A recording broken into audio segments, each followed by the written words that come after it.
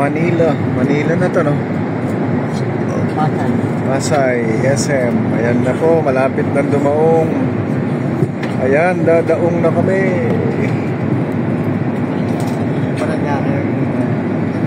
Dadaong na kami sa International Ninoy Airport.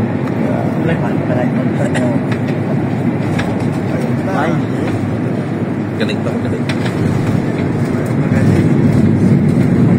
Ang galing, no? Hindi mo bumagsak, no? Ay, di pala.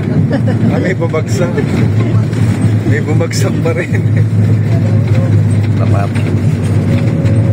Ay, thank you, Lord. Lumapag na kami. Ako yung ano talaga sa akin, tibo tayo. Talaga aangat yung lol yan. Hindi kami nada. Kapila C5 link. Yan, C5 link. Bago yun, di ba? Dapat pa nang ngakay.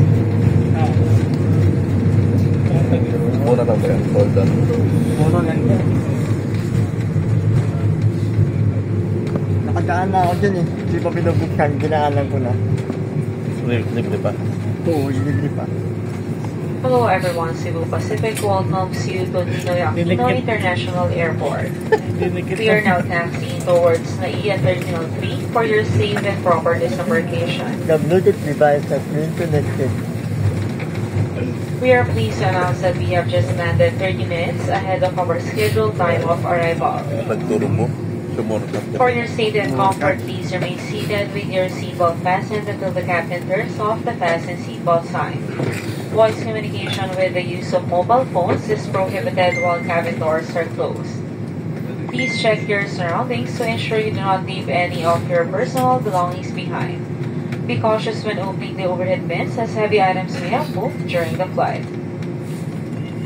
Mangyari po lamang na manatiling nakaupo at hintaying matanggal ang ilaw sa fasten seatbelt sign bago tumayo para kunin ang inyong mga kagamitan. Nais rin namin ipaalam sa inyo na ang paggamit ng palikuran sa mga sandaling ito ay mahigpit na ipinagbabawal. Maraming salamat po.